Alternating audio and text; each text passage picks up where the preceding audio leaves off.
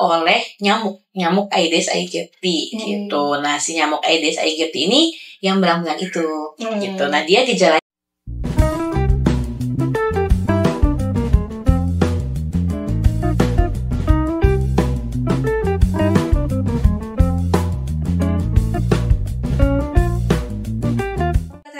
kembali lagi bersama saya Stefani dalam acara Observasi. Hari ini saya bersama Dr. Nabila akan membahas seputar DBD ya dok ya.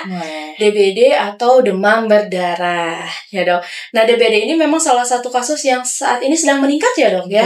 Nih dok, mungkin walaupun sahabat Hermina sudah tahu, sudah sering mendengar apa itu DBD, boleh dok kita ulas sedikit tentang penyakit ini dok? Boleh. Oke, sahabat Hermina, perkenalkan saya Dr. Nabila. Hari ini kita akan membahas tentang penyakit DBD atau demam berdarah atau dengue fever ya. Jadi penyakit ini adalah suatu penyakit demam yang diakibatkan oleh virus, yaitu namanya virus dengue yang dibawa oleh nyamuk Aedes aegypti gitu. Nah, si nyamuk Aedes aegypti ini yang belang-belang itu gitu. Nah, dia gejalanya apa sih? Gejalanya itu demam tinggi. Biasanya 1-7 hari demam berdarah itu, dan fasenya kayak tapal kuda. Jadi di hari 1 sampai hari ke-3 atau hari ke-4 dia tinggi, nanti hari ke-5, hari ke-6 dia turun, nanti hari ke-7 dia mulai tinggi lagi, tapi itu fase recovery. Gitu. Gejalanya itu ada demam, nyeri-nyeri badan, atau mual muntah, dan disertai pendarahan. Bisa disertai atau tidak sih? Pendarahannya itu apa aja sih contohnya? Seperti kayak mimisan, gusi berdarah, atau bintik-bintik di tangan. Gitu. Nah, berarti salah satu ciri khas dari penyakit demam berdarah ini demamnya yang seperti tapal kuda itu ya dok ya? Betul. Berarti kalau misalnya kita sudah demam tinggi, kemudian turun, itu harus hati-hati berarti ya dok ya? Betul, harus segera dibawa ke rumah sakit ya. Kalau misalkan demam berdarah ini sifatnya tinggi, demamnya 39 gitu. Kan pasti tidak nyaman ya untuk sahabat Hermina. Boleh langsung bawa ke rumah sakit. Berarti kalau memang misalnya sudah mengalami demam 2-4 hari ya dok ya, apalagi demam yang tinggi, harus mulai waspada nih ya dok ya. Oke dok, nah berarti kalau untuk DBD itu kan sebenarnya penyakit yang bisa dicegah ya dok ya. Penyakit yang bisa dicegah. Nah dok, boleh dong sharing untuk pencegahan DBD ini nih dok. DBD ini pencegahannya 3M itu ya, mungkin sudah pada tahu, menguras, mengubur, dan juga menutup gitu. Nah, ditambah yang baru ini yaitu vaksin demam berdarah.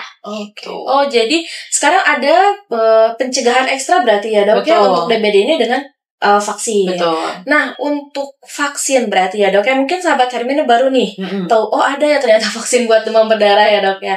Tapi nih dok, untuk vaksin ini tuh dari usia berapa tahun dok?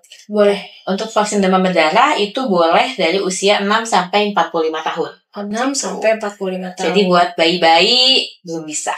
Belum bisa. Buat balita berarti belum bisa ya dok ya. Nah berarti untuk vaksin ini diberikan dari usia 6-45 tahun. Ini perlu diulangkah dok? Betul. Untuk vaksin demam berdarah ini diulang dengan dosis interval 3 bulan. Jadi misalkan Kak Stefani nih hari ini mau ke poliklinik, mau divaksin, nanti 3 bulan lagi juga Kak Stefani divaksin lagi. Oh bisa. Harus 2 kali. Harus wajib 2 kali. Oke. Nah tapi dok, kalau misalnya nih saya kemarin dirawat nih dok, karena DBD. Betul. Nah udah sehat nih, udah 2 minggu kemudian, saya mau vaksin nih, bisa nggak dok? Bisa. Karena vaksin DBD ini strainnya banyak untuk demam berdarah ini. Jadi kita nggak tahu kita kena strain yang mana. Oleh karena itu kita harus vaksin untuk siapa tahu kita nanti terkena lagi dengan adanya kekebalan dari strain ini, kita gejalanya nggak terlalu berat gitu. Jadi kalaupun udah pernah riwayat demam berdarah mau divaksin boleh, nggak apa-apa. Nggak apa-apa ya dok ya, nggak masalah berarti ya dok ya. Oke, berarti sekarang untuk pencegahan DBD bisa ditambah dengan vaksin. Betul. Ya dok ya. Vaksinnya ini wajib 2 kali. Betul, wajib 2 kali. Dengan pengulangan 3 bulan. Ya.